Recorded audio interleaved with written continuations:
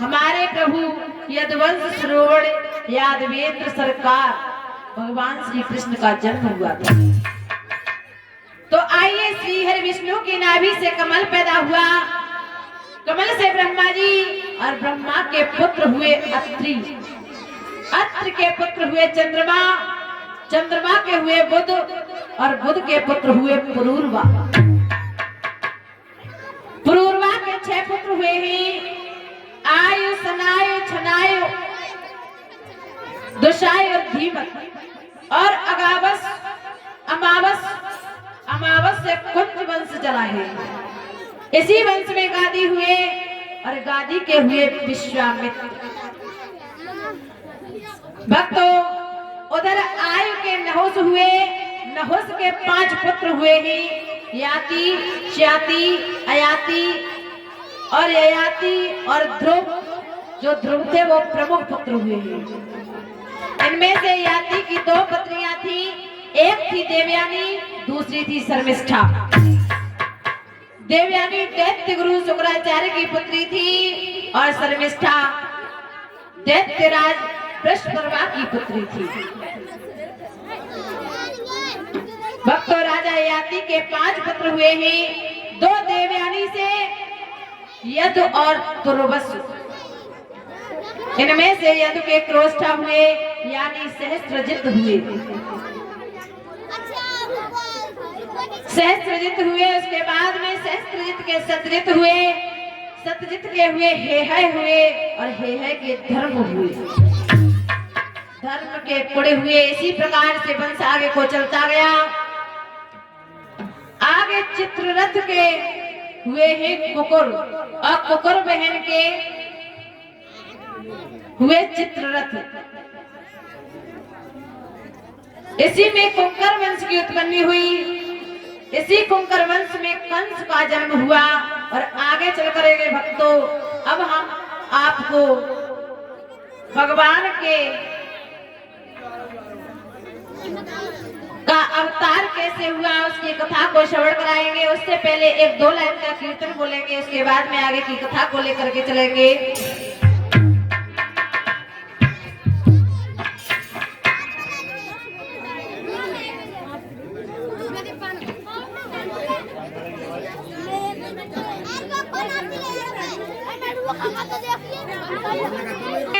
बोलिए गोविंद भगवान की। तो अभी भैया जी की फरमाइश थी, उसे लेकर के चलते हैं 2 लाइन। सभी लोग तालियों का साथ देते हुए।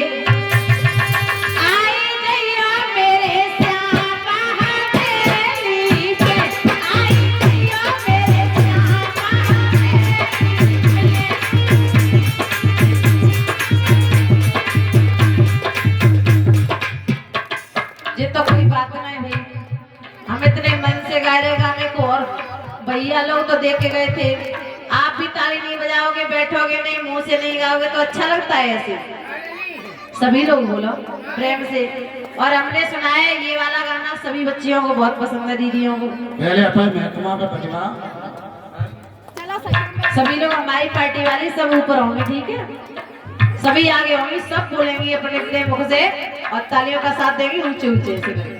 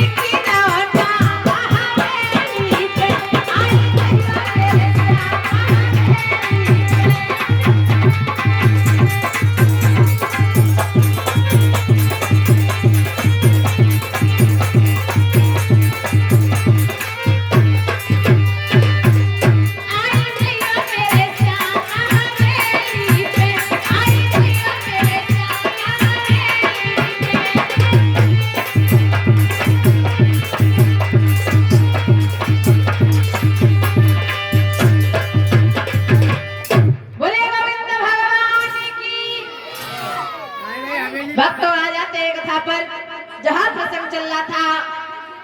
कुकुर बहन के पुत्र हुए थे बिलोमा, बिलोमा के हुए थे कपोतलोमा, कपोतलोमा के तम्बरू हुए, इनके हुए दुदुम्ब, दुदुम्ब के दरिद्र हुए, दरिद्र के आहुक हुए।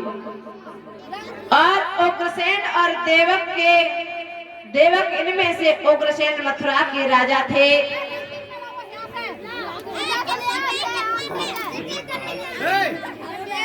मथुरा के राजा थे, बड़े ही प्रतापी राजा हुए ही। उग्रसेन के छोटे भाई थे देवक, देवक के 4 पुत्र हुए, 7 पुत्रियां। पुत्र देवताओं के समान सुंदर थे। उनके नाम देवगान, उपदेव, सुदेव और देवरक्षक थे। पुत्रियों के नाम देवकी, श्रुतदेवा, यशोधरा, श्रुतश्रवा, श्रीदेवा, उपदेवा और स्वरूपा था। और उग्रसेन के 9 पुत्र हुए, 5 पुत्री थी। उनके नाम कुछ इस प्रकार हैं। पुत्रों का नाम कंस, न्यग्रोध, सुनामा, कंक, शंकु और शुभु था। राष्ट्रपाल, बुद्धिमुष्ट और सुमुष्टि ये पुत्रियां कंसा, कंसावती, सुरभ, राष्ट्रपाली और कंका। अब हम आपको लेकर के आते हैं उग्रसेन के पुत्र कंस के जन्म की कथा सुनाते हैं। कंस असल में किसका पुत्र था?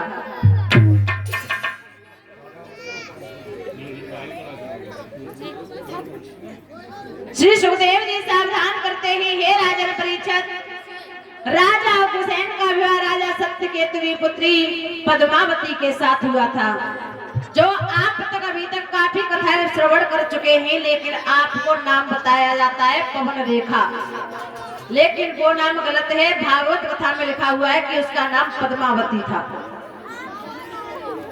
रानी पद्मावती जो थी वो इतनी सुंदर थी, इतनी सुंदर थी। विवाह के कुछ समय पश्चात रानी पद्मावती अपने मायके अर्थात अपने पिता के यहाँ चली गई। तो एक बार रानी पद्मावती की इच्छा हुई अपने पिता के फूल बाग में घूमने की। तो रानी पद्मावती सुंदर, सुशील, सर्वगुण संपन्न थी और एक पतिव्रता नारी थी। लेकिन समय पर किसी का बस नहीं चला। किसी विद्वान ने ठीक ही कहा है, और क्या बताते हैं आपको। जाए कोई झूठ न मानो, जाए कोई झूठ न मानो, होनी बड़ी है बरसात।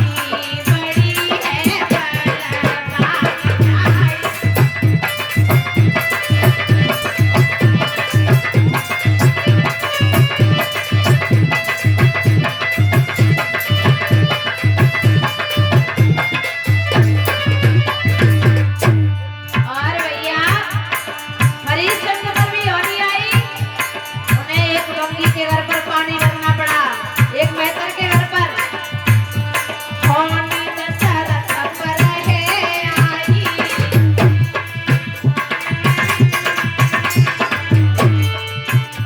होनी दशरथ पर है आई, राम सिया पन को पठाई,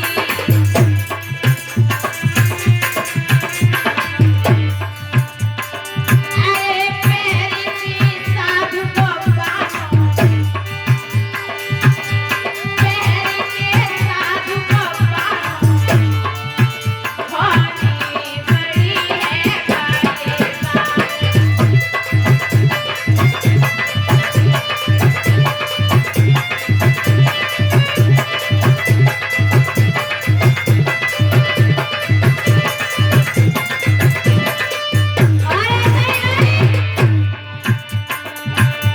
होनी आज पद्मावती पे आई,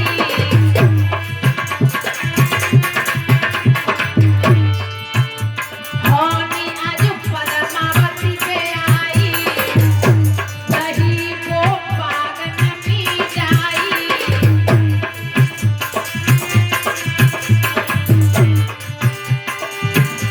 साज आपनो ही साजनो, साज अपनो ही सजानो, होनी बड़ी है भाग्यवान।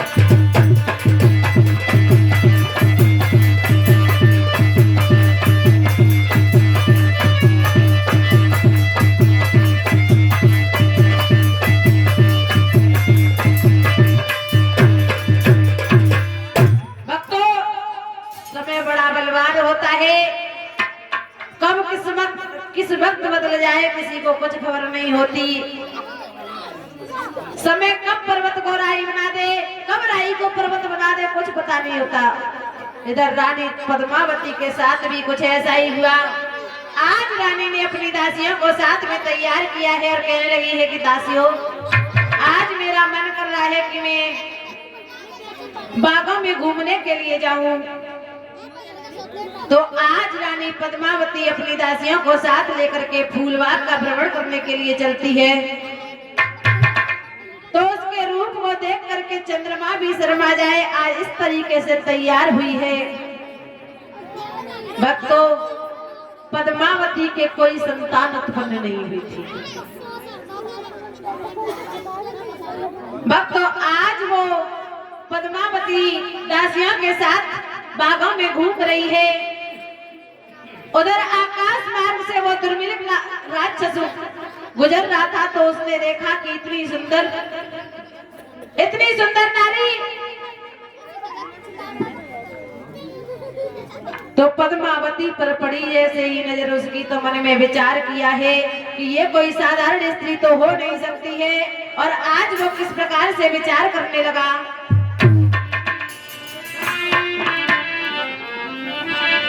ये